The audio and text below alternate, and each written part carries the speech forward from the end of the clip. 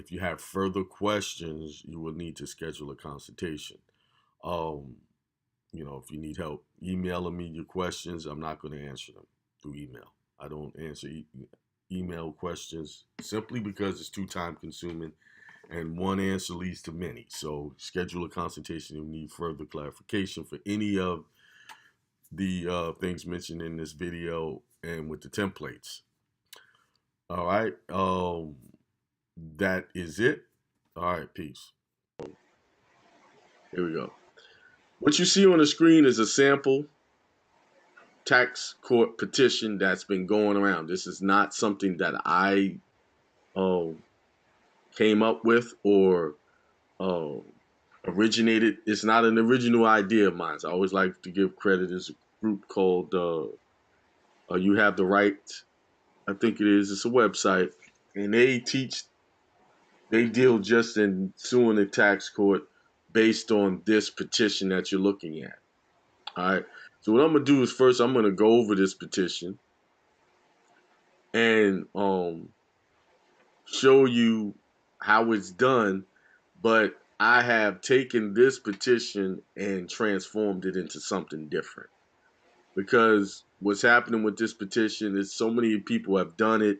Some people get through, some people don't, and they're not getting the results they used to get some years ago. So you have to upgrade when you're dealing with, these entities. You got to upgrade and change things. And one of the reasons why is, I believe, is a big problem. You're using their form. You can go to their website, the tax court website, and get this form.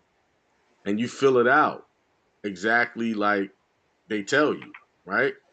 And then you got to send in a $60 fee. Well, we're going to talk about that fee because you don't want to pay the fee because that puts you in their jurisdiction. But there is a way to pay the fee and not be in their jurisdiction. I'm going to show you how to do that too. All right. So here's the form. Here's the actual lawsuit here. And what you're doing is most of these IRS notices that they're sending you do not have two elements that is required by statute.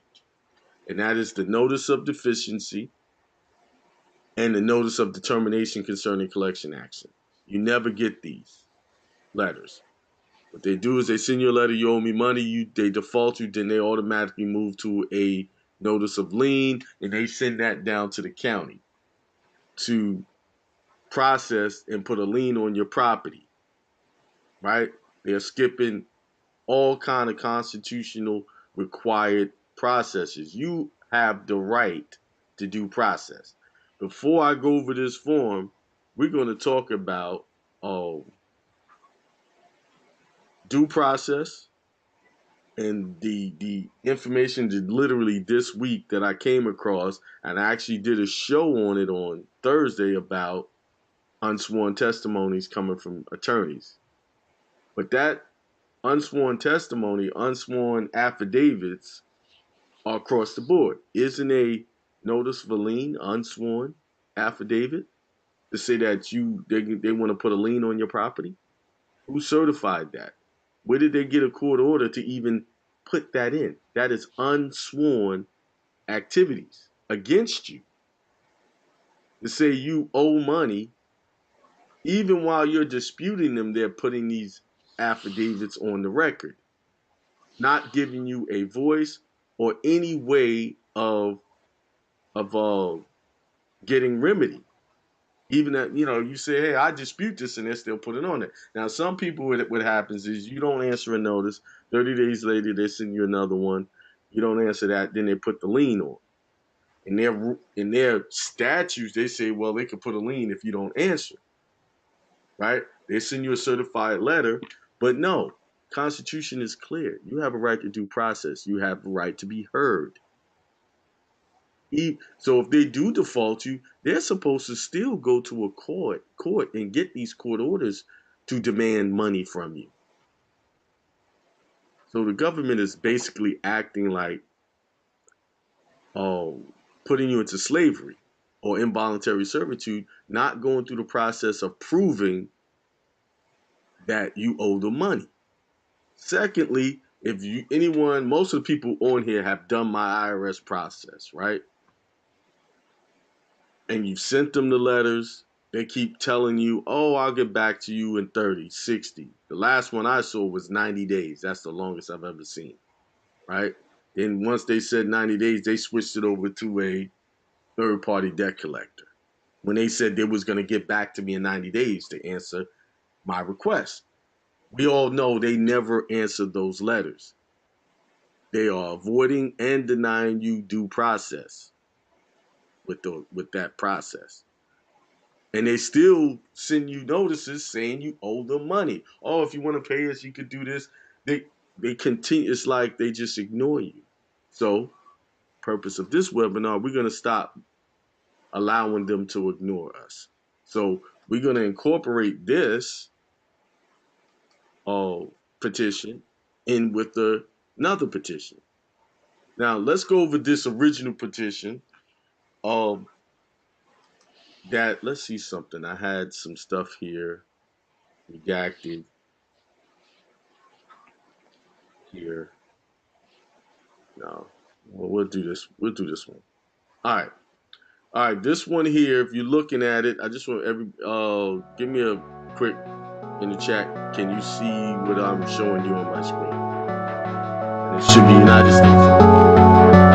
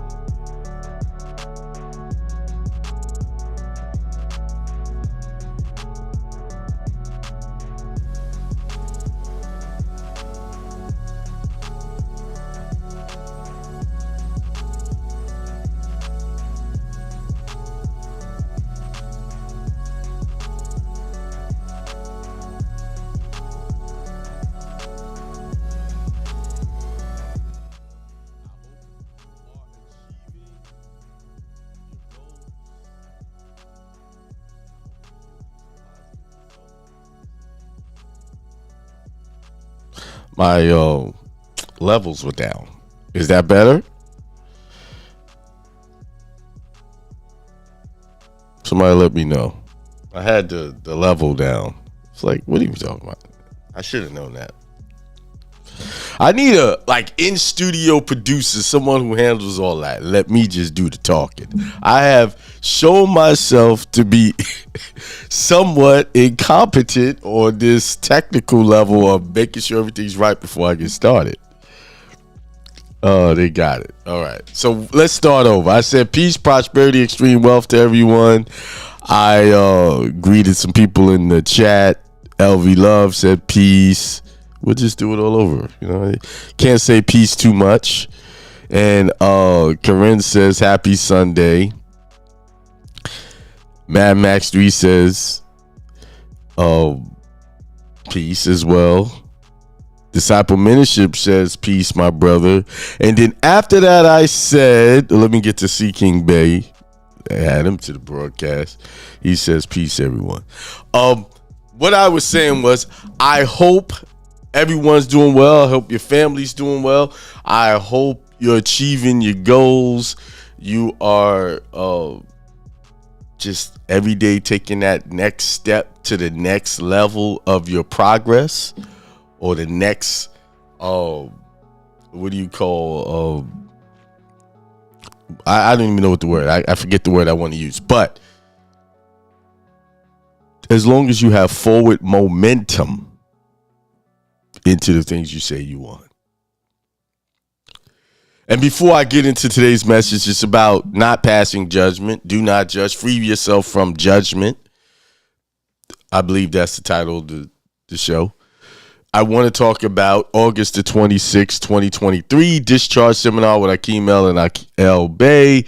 We'll be talking about everything 1099s, 1041s, religious and foreign trusts, unincorporated nonprofit associations, government grants for religious nonprofits, building credit for business, and foreign trust. I know everybody say, "Oh, Akeem, I thought we talk about being private." Yes, the way I set up the churches is private. I don't set up churches that are 501c3s.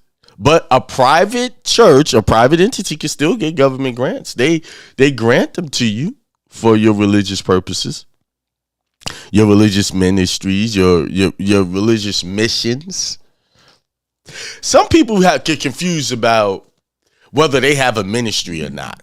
And let me clear some of that confusion up. If you have a business and you are employing people, that's a ministry. Giving people opportunities to work and make money with you is a ministry. Like, I have a trucking company. My employees, I don't even call them employees. They're my co-business owners, I guess, because I don't do the employee thing. They are individually private contractors who work with me.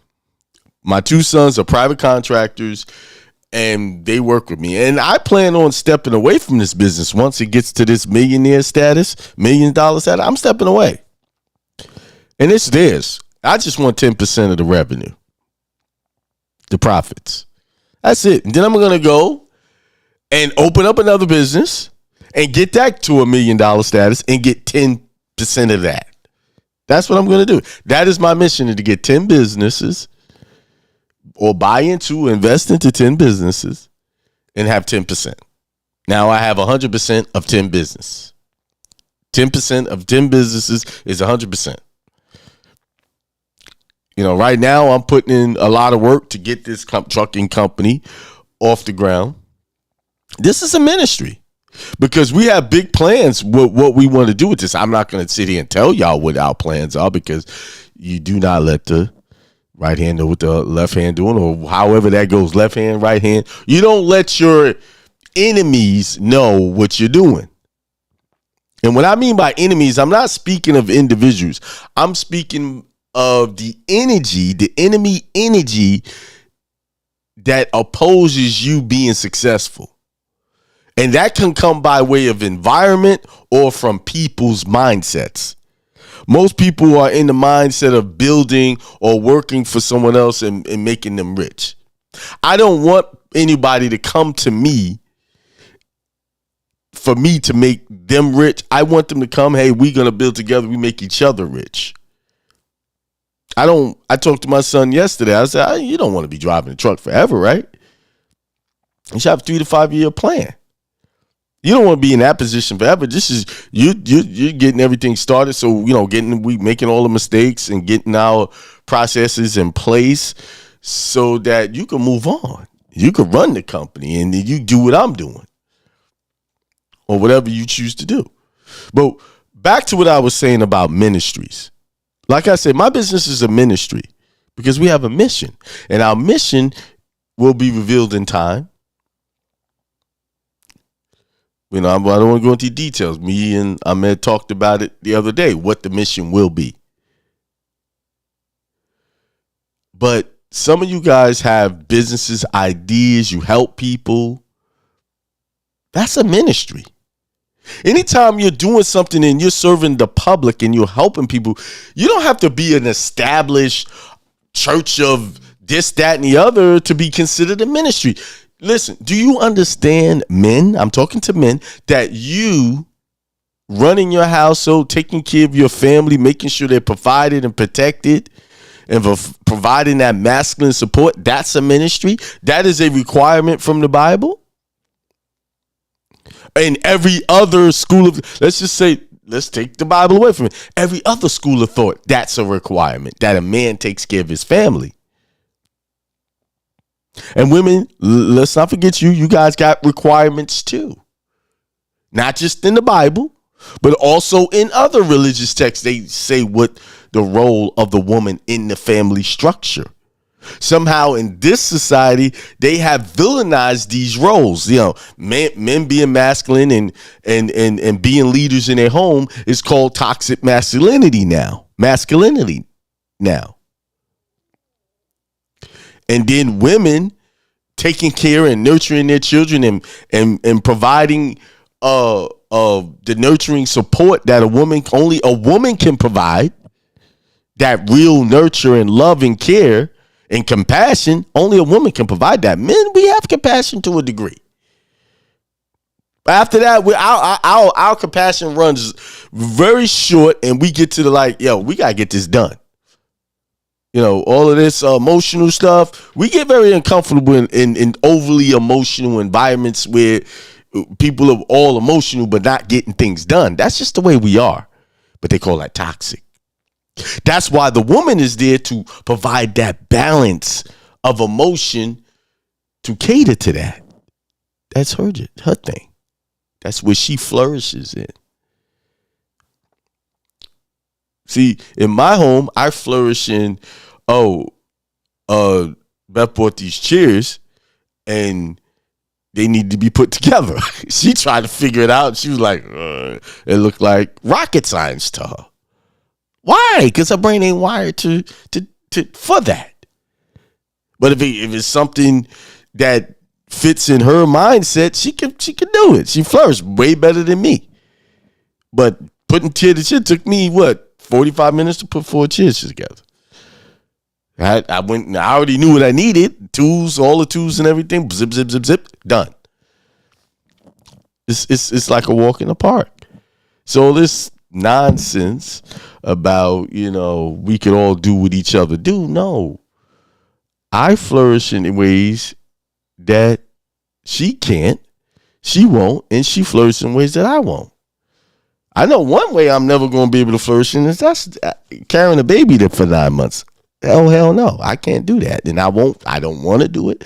I don't, that is not in the cards for me. And I don't want that. I want to be me, a man. I want to operate within the ministry that God gave me to operate in. And that is being a man and being fully 100% masculine. That's it. That's get in touch with your feminine side. Whatever. I ain't trying that. No. Now I can get in touch with being what you call compassionate, or being able to see things, try to see things from the lens of someone else. I could do that. But in a masculine way. Period. But let me get on. A ministry is anything that you're doing that's positive and is furthering the peace, the love, and the prosperous of yourself and the things around you and the people around you. Working on yourself is a ministry. That's a full-time job. So let's get out of the mindset that a building is the only place that could be a church or a ministry, a temple, synagogue, or a mosque. The temple is you. You are the temple. The building is where you go to manifest who you are, who your true self is, or to fellowship with fellow people who of like mindset have the same ideals as you or close to it. So when I talked to some religious folks about setting up ministries, and they were like, "Oh, I already go to a church. They got that covered." And then I try to break some more information down about how this is supposed to be an individual thing. It's not a collective thing. Only they can do it. Your relationship with your God is a personal thing. Only you can answer to God for the things that you do. No one else can answer for you. So why are you making it like, oh, it's over there? No. Your ministry is you, your walk, and what you present to the world. You can have a good ministry or you can have a bad ministry. Your life is a walking, talking, living ministry. Now, you have to choose what type of ministry that is. So, I was actually talking about the seminar. So that's where the seminar is going to be, and the address is on the screen: Baymont by Wyndham, Las Vegas, South Strip, 55 East Robindale Road, Las Vegas, 89123, 9 to 5. I have 9 to 5 on there, but it probably may run longer. Who knows? Because we're doing it all in one day, and we have a lot to cover. So it could run longer. But be there. Some people have already signed up. Space is limited, so keep in mind, some people have already signed up to be there. And the group that presents it, who put it together, are people that have done seminars for me many times in the past. So they already have a crew that's going to be there. So just keep that in mind. Space is limited. So if you're trying to get in, get in. If it's still up on my website for you guys to participate or buy it, it means there's seats available. All right. So no need to ask me if there's seats available. If it's on my website, akiemel.com, the seats are available. Okay. All right. So let's get to the message about judgment. And I wanted to start off in Romans chapter 13. It says, let us therefore, chapter 14, verses 13. It says, let us therefore no longer pass judgment on one another, but resolve instead never to put stumbling block or hindrance in the way of another. Let's stop right there. It said, I'm going to repeat it. Let us therefore no longer pass judgment on one another. Let's start with that sentence. What are ways that we pass judgment on each other? Because sometimes we have a very strong way of passing judgment, and some of us are passive aggressive with our judgment. I'll give you an example. Someone you love, you care about, even a friend, anybody comes to you with an idea. And I'm making this an individual thing, not what they do to you, but what you may do to them. A lot of times people, when they have these conversations, they always talk about from the outside, meaning they start with what people are doing to them. We don't want to start there because that's judgment too. Because we always look at other people, what they do to us. What did he do? What did he say? How did he act? No, we start with the individual, how we do when we are confronted with things, how we're judging people, how I'm doing that.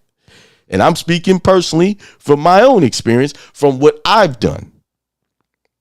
Right? So someone comes to me and they say, hey, I want to start a business and I want to, let's just say I want to open up a doggy spa. Let's say that. Let's do that. My dog's right here. He's behind me. Chilling, right? Right, Leo? You chilling? So, and I immediately go into this mode of thinking, I don't know if that's going to work. Right? Y'all can relate. Y'all relate. Because I know if I've done it, y'all done it. Trust me. We go, I don't know if that's a good idea. Or we look at the person who's actually coming with the idea. We might not think highly of them. We know that maybe they have tried this, they tried that, and they tried this and all of this stuff, and it never worked out for them. And we start passing judgment that way. But is it right for us to do that? Is it right for me to do that? I may believe it may not work, but and guess what? It won't work. It won't work for me. But it might work for them. Most likely, they have a higher probability of being successful at their idea than you have a higher probability of being successful at their idea. Here's why. I didn't get the inspiration. God didn't come with me with the idea. To me with the idea. It came to them. And yes, there are people that have ideas and they just run off and they over here. All of those ideas, they might have 100 ideas. And guess what? 100 of those ideas are good ideas because they simply got the inspiration. The only issue is this. They don't know how to focus on one and work on it and get it going before they move on to the next. They don't know the process of building and making something work and being consistent with it. That's the issue. That might be the issue right there, not the idea. Because trust me, if you have an inspiration to do something, it's a great idea. I don't care what anybody say. Oh, no, there's such thing. No, I don't care what anybody say. If you get the inspiration to do something and it came to you and you know that this could work, it will work. But the key ingredients have to be there. And it's simply having faith and being consistent and working towards it, even when it looks like it's not working. I'll give you an example of my own personal experience. We started this trucking company like November. Well, we started the idea September of 21. Got it rolling by November of 21. Got our authority, this, that, and the other. And throughout that time, we met a lot of obstacles. And the biggest obstacle is finances. I've dumped a lot of money into this business. So has Ahmed. But the biggest obstacles was the mental struggle that I was having within myself. They kept saying, well, why did I do this? Why did I start this? What is this for? What is all this doing? I don't have to have this trucking company, all these expenses, all these problems. You know, I'm making those types of complaints. Then I had to remind myself, you asked for this. You wanted this. What did you think? You was just going to start a trucking company and it wasn't going to have no problems? You thought it wasn't going to be, it cost you no money? Maybe you should have did some more research before you did it. It ain't nobody's fault but your own. I'm talking to myself now. You see? But what happened? I kept pushing forward to it. I'm talking about consistency. I do that mental struggle that I was having. I realized that those struggles was just test to see how serious I was about the business. And no one else was giving me the problems. I mean, situations popped up, but I was giving myself the hardest time. And then when I backed off and said, no, this is just part of the business. It's going this. If we could just make it through these times where they talk about, trucking is struggling, blah, blah, blah. Don't buy into all of that. We'll be good. And guess what? Once I refocused and adjusted my thinking, we just picked up the third truck last week. Remember? This year, we have gotten 4 trucks. The first truck we bought from Ryder was a bust. They gave us our money back. So we said, we ain't dealing with used trucks no more. We going to get, let's do what God said we are to be doing. Having dominion and go get the best. When he placed Adam and Eve in the Garden of Eden, he didn't give them junk. He didn't present them, here's this old used planet. Y'all make it what y'all can make out of it. He didn't do that. He adorned it with everything they need. All of the food they can use, everything, the beauty, everything. They just had to take care of it and keep it going and make it grow. That's it. So I was like, I'm going to go get the best. I stopped worrying about how much it's going to cost and just think about how much you're going to make. How much time you're going to save for maintaining trucks. To do an oil change on a truck is $1,000. Easy. If it's brand new Hino, $1,000. Right up under close, not exactly 1,000, but close enough. And then we get doing that every month. Every truck has to do its PM because we do about 12 to 15,000 miles a month. But what's the point of me saying this? The key ingredient, I'm a little off on the side road. The key ingredient to any successful idea is consistency and maintaining throughout the struggles that you will be presented with. And I say you will be presented with because nothing comes without work, hard work. And the hard work that you're going to encounter is your own mindset. So judgment. You can't judge people's ideas. I can't judge people's ideas. It's their idea. They got the inspiration. So all you can do is sit back and say, I believe that's a great idea for you. Because sometimes what we do, we judge things so hard, we'll try to judge, well, I don't think that's a good idea. No, it's not a good idea for you, not for them. That's how you show support. I believe that is a great idea for you. Anybody that comes to me with an idea, I try to support that. There was a time I was very critical. Oh no, but then I had to realize this ain't me with the idea. It's not mine. It's not my. I don't have a right to destroy somebody's dream. As long as it's not trying to harm other people, I have nothing to say. Here it is.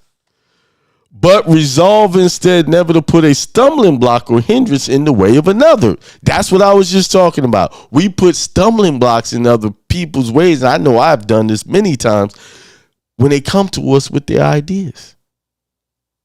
When they confiding in us with their inspirations or aspirations. We put stumbling blocks with our words, with our action. And you know one of the biggest stumbling blocks that we put in people's way? And we do this to people in our own household. We don't support them in their ideas. We don't show that. How many of y'all got a business right now that you're doing in your house and you feel like you're doing it by yourself?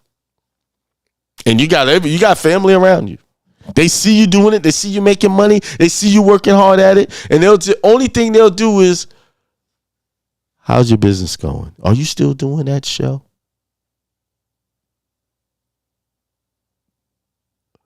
Right, I can tell you, I got family who see me post every day.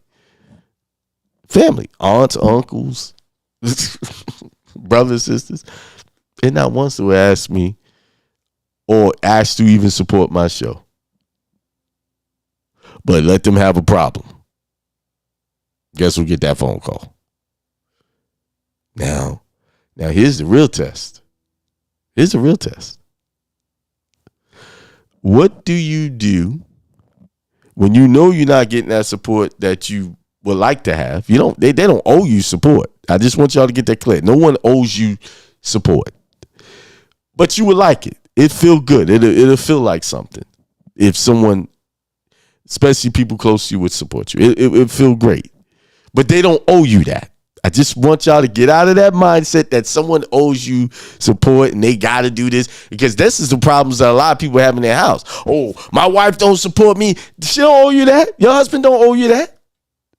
Should they support you? Yes, as a husband and wife, they should, but they don't owe it to you. Because why? It's your idea. It's yours. So what was I saying? Oh, here's the real test.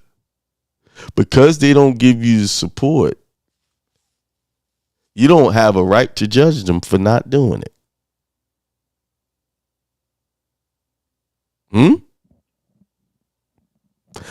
I know some people say, what? I don't have a right to. That's my wife. That's this and that. I was just touching on that. No, you don't. That's the test. How many times did Jesus judge anybody in the Bible? Even when they were doing stuff that society said was wrong. Right? Y'all remember the woman they tried to stone to death who was supposed to be married and she was sleeping with someone else, and they was, stone her. They want to do the like as if she was doing this by herself. But they wanted to harbor on her sin And he was like, he without sin cast the first stone. That scripture is a very powerful scripture. So what that's saying is if you have no problems, you have no issues, you don't have any faults of your own, then you could maybe judge someone. But he knew that their hearts were wicked and they were just trying to test him to judge her, to see what he was going to do, to see if he was going to act like them and get down and be judgmental against this woman. He just asked a simple question. And this should teach y'all stuff when y'all dealing with these courts or anything. The best way to defeat any conflict is just to ask a simple question. And make sure the question is about the truth, getting at the truth. And he got it. She said, well, okay. He didn't say y'all couldn't stone him. He said, well, he without sin cast the first stone.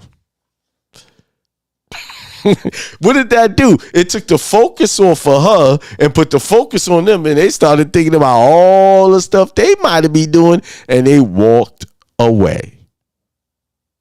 Because I can guarantee you somebody in that group, probably all of them in that group, had some adulterous affairs going on themselves. And they thought about it like, oh, you without sin. They was exposed. By them walking away, said that they had problems. By them just simply, let me get out of here, said, oh, they got problems too. Their actions spoke louder than their words. While they was trying to highlight this woman's issues. And when Christ refocused, said, well, okay, cool. All right. The Bible writes it one way, but you know how it is. Let's take it back to, hey, well, y'all can do whatever y'all want if y'all can prove that y'all are without sin. Because I'm sure there's some people that could expose you in your actions of what you do. And they took off. And then he asked the woman, he said, where are your accusers? She said, he said, they're gone. He said, I don't accuse you. Sin no more. And I always like to focus on that last statement when he says, sin no more. What does that mean? Does that mean for her to stop her adulterous ways or what she was doing? Yes and no. It really means that she needs to change her mindset and figure out why she feels the need to be over here, there with this one, and that one. Because the real sin starts in the mind. Our default, our judgmental thinking, our dysfunctional thinking is what causes us to do the things that we do. So what he was really trying, that's why he said it the way he did, to get them to think. He without sin cast the first stone. Yeah, I know what the law says. I know what you got written down. But the law is just on paper. Who are you? What are you doing? You want to uphold the law, but you don't want to uphold the law against yourself. You want to see, that's the thing. People want to uphold rules and regulations and what people should do against everything else but themselves. Why? People love to distract themselves from their own issues by accusing other people. Whenever you see people always pointing a finger out there at someone, pay attention. It happens in your house. When you see that someone is pointing at someone else or what they doing or what they not doing, I could put money on it that somewhere that person is doing exactly what they accusing the other person of. Why? Because I said this the other day. Takes one to know one. You have to have a knowing about a situation in order to understand it and be able to see and recognize it in someone else. Why? Because it's in you. See, this is why we don't judge anyone. Another thing is we have to be careful of the harsh judgment we place on ourselves. That is probably the biggest factor why people don't accomplish their goals. because they judge themselves too harshly. They say things like, I can't do this. I'm not this. I'm not talented. I wasn't born to do this. I wasn't born. I'm not. I'm this. I'm this. This is why we got so much confusion today. People don't even know whether they want to be a man or a woman or a man. Why? What would cause someone to change their gender into something that they wasn't born into? What would cause them to do this? Some disfaction, some judgment of themselves as who they were born to be. See how serious judgment can get? Think about it. What would make, I don't want to be a man no more. I want to be a woman now. I feel like I've been born in this body as a woman. What? You judge yourself to be not what you were born to be. Is that a physical thing or is that a mental thing?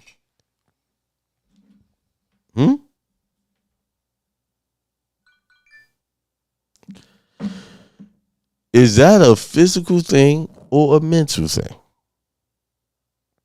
What I tell you, things happen or are created from the things unseen. And guess where that is? Right in the mind. We create all of these situations for ourselves, all of this confusion, all of our hindrances, all simply from judgment and blocking ourselves from seeing the fullness of our full divine nature. Anytime you judge anyone or even yourself, you are blocking yourself from seeing the full picture of who you really are. And if you are judging someone else, you're definitely putting a double block on yourself, because what you give is what you get. That's why the Bible says it's better to give than it is to receive. But people really don't understand the power of that, because, yeah, in a positive way, if I'm giving positive, I'm going to get positive back. But at the same time, Bible also says you reap what you sow. So if I'm giving negative out to people, I'm going to get that as well. That's why the Bible has made it clear that it is better to give than it is to receive. So be mindful of what you're giving. Be mindful of what you're saying. Be mindful of the effects you're having on yourself and the people around you. Because the energy you give, you will definitely receive it back. And a lot of times and I can tell you, it's tenfold. Yes. And one thing I just want to make clear also is, as you're elevating your consciousness and raising yourself up into trying to be or being Christ-like, what I mean by that, being spiritually thinking of loving the people around you, being non-judgmental, elevating yourself, the challenges get stronger. Or let me put it like this. You see your challenges faster. They come at you quicker. Like, I could be talking about being non-judgmental today, and guess what? As soon as I get off there will be an opportunity presented to me to practice what I just preached. Like that. Why? Because I'm operating in the energy of this teaching, and the teaching is going to test me. So be careful, all you ministers or want to be out there and you want to help people, elevate people. Oh, you're going to get tested by what you teach. You're going to get slapped right in the face with it. Oh, you preach this today. Okay. Come on. Let me see if you really serious about what you just talked about. This is why a lot of the preachers, ministers, whoever you want to call them, fail. You see them falling short because they up there in the pulpit yelling and screaming, getting the crowd excited. And then the opportunity to practice what they just preached comes to them. And they can't even get by like what I'm teaching today, judgment. And then when they realize that they failed at it, they don't even humble themselves to say, you know what? I just got humbled by my own teaching or what I thought to speak on today.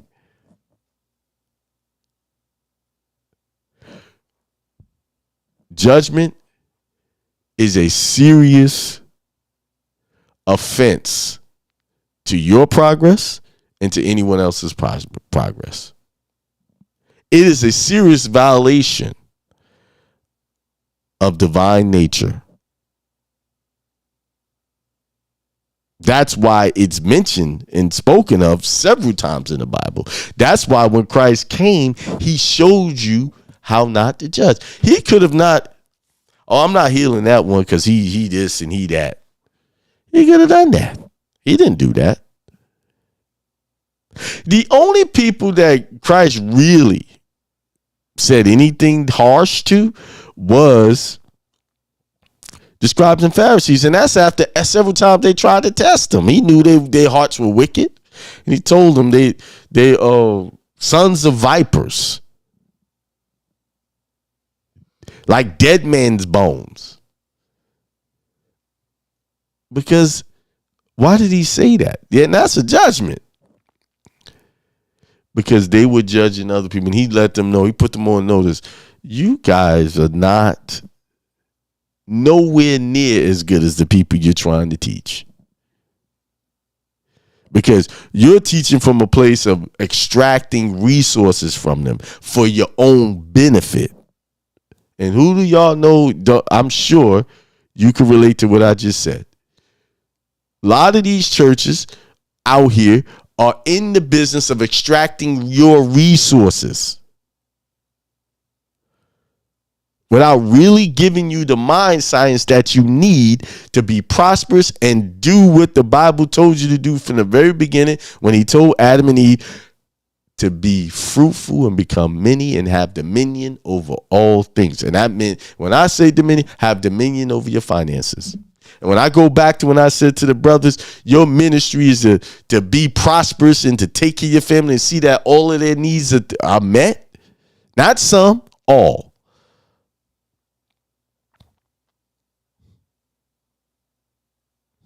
That's your job. If you take on that role as a husband or father, that's your job.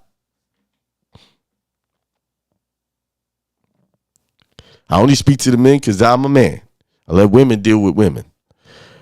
Yeah, I know y'all got a lot of work to do over there, but I ain't getting into that. Tell y'all, I've seen many brothers, even though their message was right and righteous, they had a good message, but anytime you tear down your brothers or your sisters, remember with the scripture, be careful not to judge, or ye yourself judge. You will be judged and measured by your own judgment. So the intensity of your judgment determines the intensity of your. Let me say this again. Your intensity of how you judge other people determines how intense your judgment will be for yourself. Yes. Do I believe we have a lot of work to do in our community, brothers and sisters? Yes, we do.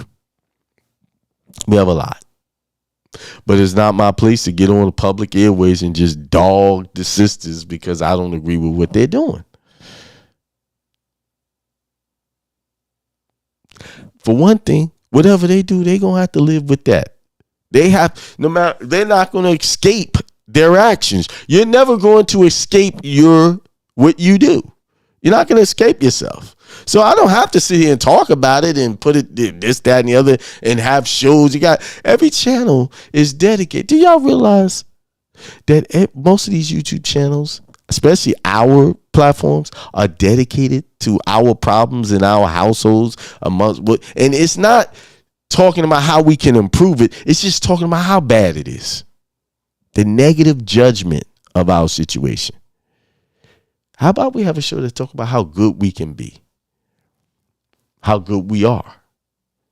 And have more shows on that. Because science has shown that if you are talking in a positive way and positive reinforcement, that's better than negative. That's way better. I know that, when I come off harsh, I get way better results when I'm a little softer in my message. Sometimes, you program yourself to do things a certain way. You just hard to get out of it. But that's not an excuse.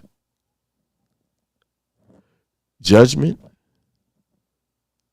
The only thing you should be worrying about is yourself and how you could be better. And when someone comes to you with an idea, someone comes to you, because if someone came to you with their idea, they thought about that. Like, I want to just share this with you. It's not our job to judge them and shoot them down. And we all, I could say, have been guilty of doing that. Some of us a little passive aggressive, some of us very harsh.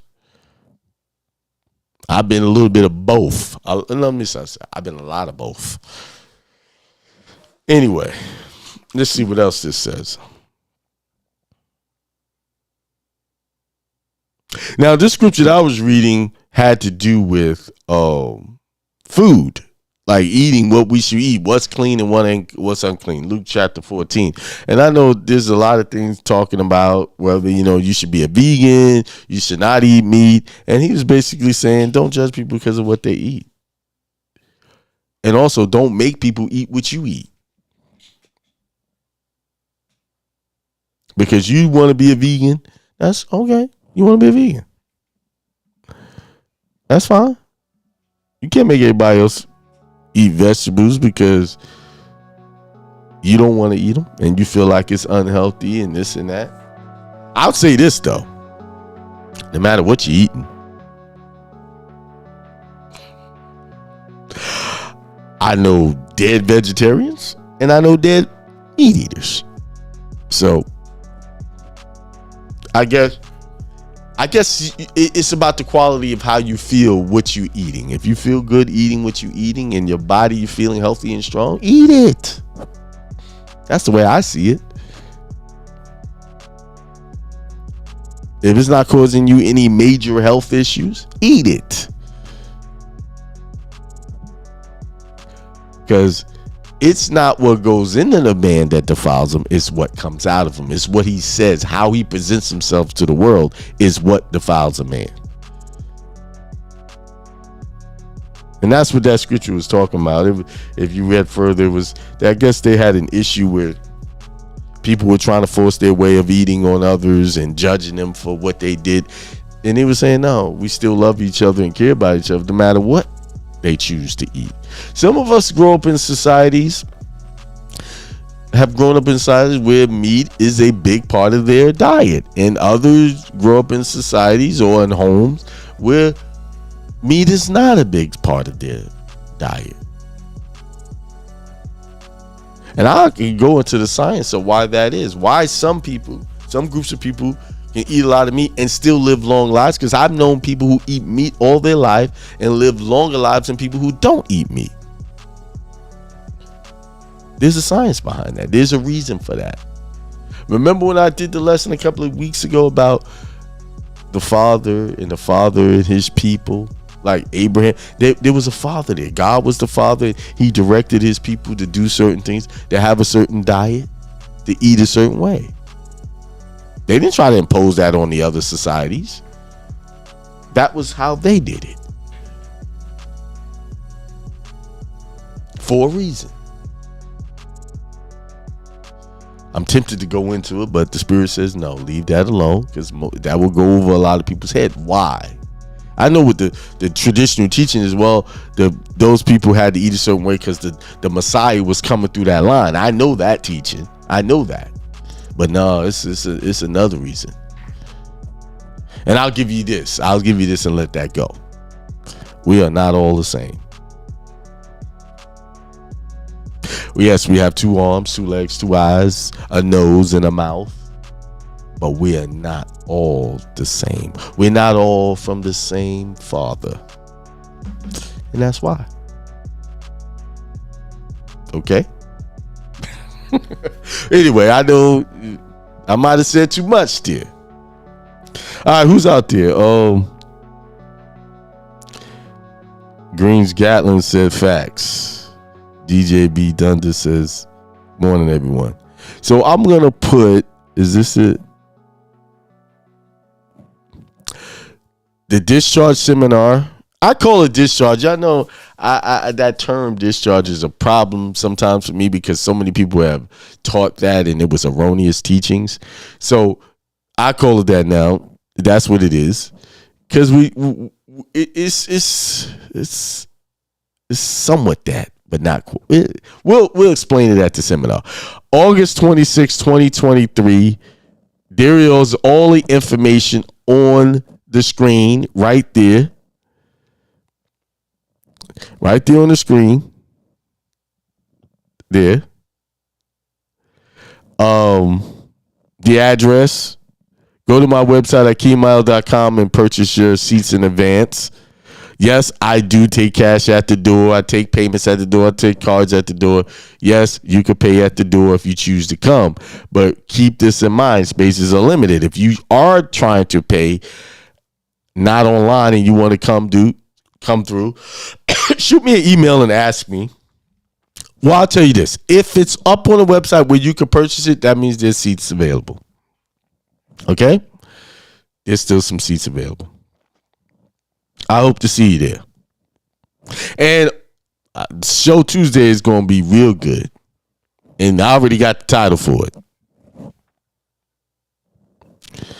Y'all want to know what's the title of Tuesday's show?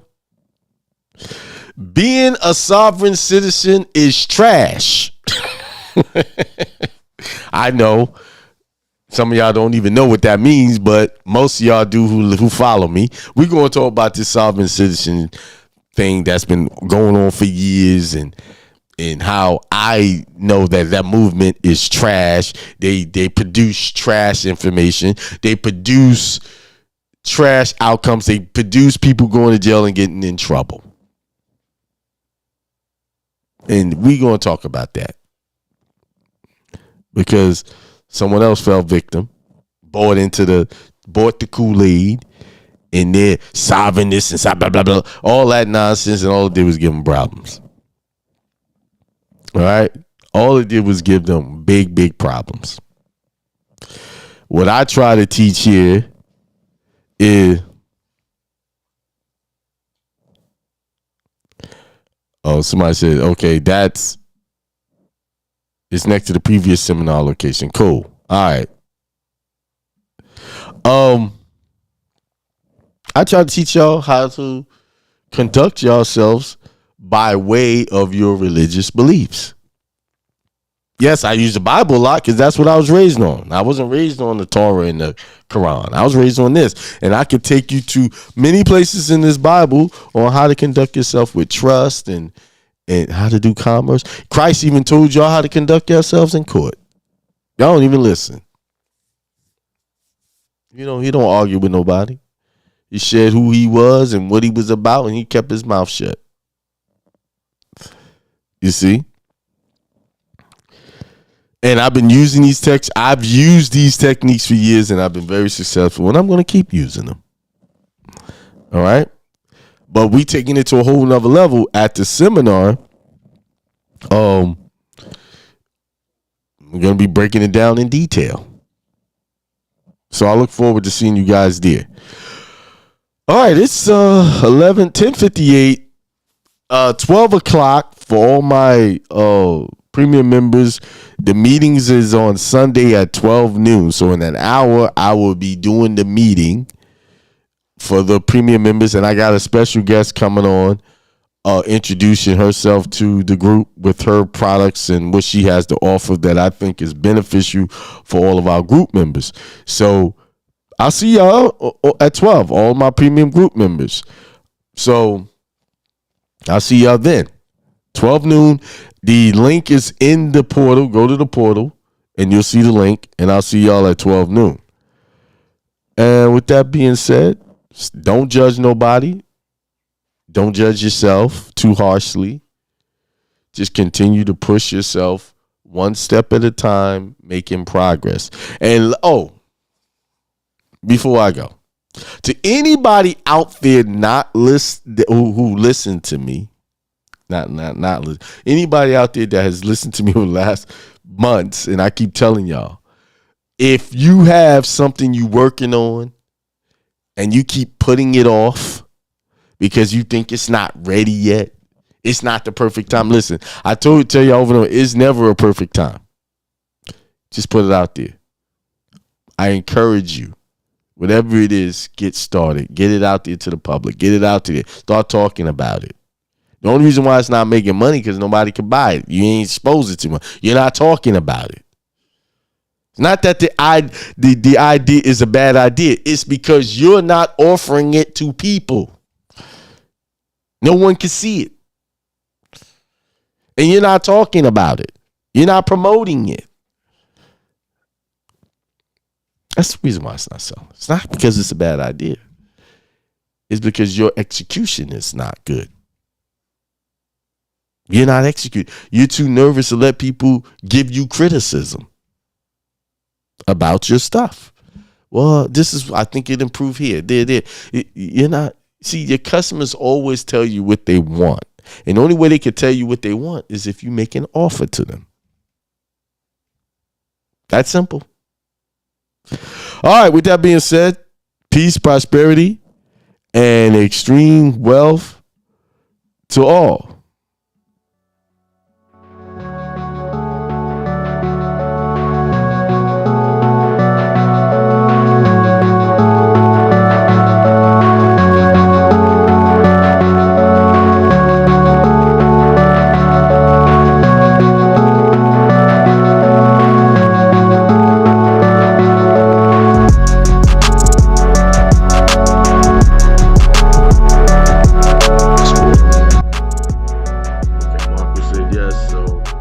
Say that Marco spoke for the group. Everybody can see it. All right. Here it is. In the old petition, they just had you put first, middle, last, right? In this petition, I want you to put last, first, middle, lowercase, doing business as first, middle, last. Don't worry about keeping up. This is me giving you the information. You're going to get these templates, so you'll be able to see what I'm doing. So just follow along. Don't worry about, I'm just explaining everything. All right. So, in the old petition, they wanted you to check off notice of deficiency, notice of determination concerning collection action. Let me mute some mics here. I got a little background noise here. Let's see. Give me a second while I mute these mics.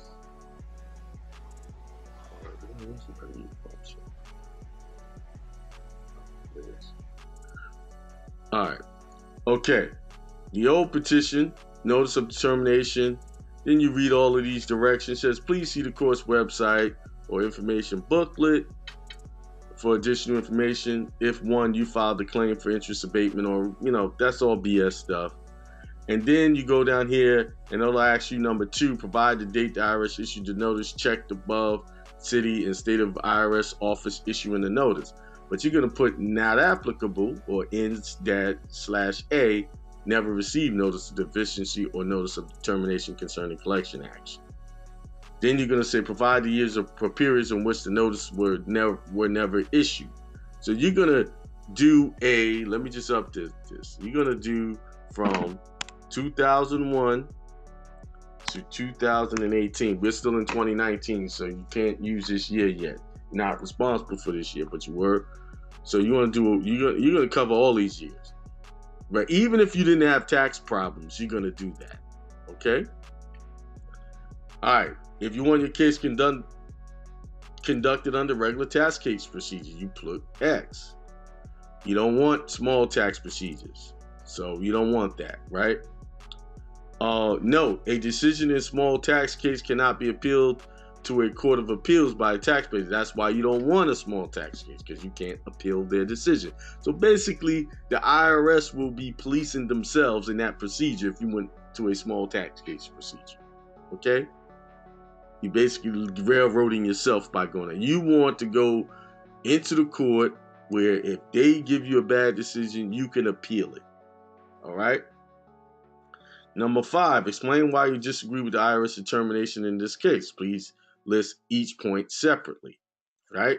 So you're going to put NA dash never received notice of deficiency of the years. Then you're going to put this needs to be updated to 2001. Oh, I could just take this out. And then that's already changed there. Boom, 2018. And take the 2001 out. No big deal if you leave the 2000 in. But anyway. But, and then you're going to put also never received notice of determination concerning collection action for years 2001 to 2018. You want to write each year out specifically. Remember, this is the old way to do it. And then you're going to state facts upon which you rely. And there it is. You put in the same information you put up there in this box, number 6. And then they got the statement of taxpayer identification number. I have a problem with that form. And here it is. We're going to skip to it. This is the statement of taxpayer form. Because when you say statement taxpayer identification number, this is the defects in their process. You're claiming that you're a taxpayer. And you don't want to claim that. So when I show you the updated version, that's going to be edited out. And you want to name a petitioner last, first, middle, doing business as first, middle, last. And then, of course, you put that number that they assigned to you under duress. And why is it under duress? Right? Why is it under duress? Because when your mom birthed you, they brought a piece of paper for her to fill out, giving her facts according to your birth, while she had just had experienced the most extreme circumstances in her life, and that is giving birth. That's duress. How can she make an informed legal decision? How can she be an informant under those conditions? Y'all see where I'm going with this? The whole birth certificate is void on its face because the whole process was done under duress and coercion. She was not in her right mind when she filled that out. She had just given birth. They did not give her time to come to herself, to heal, before they brought her legal.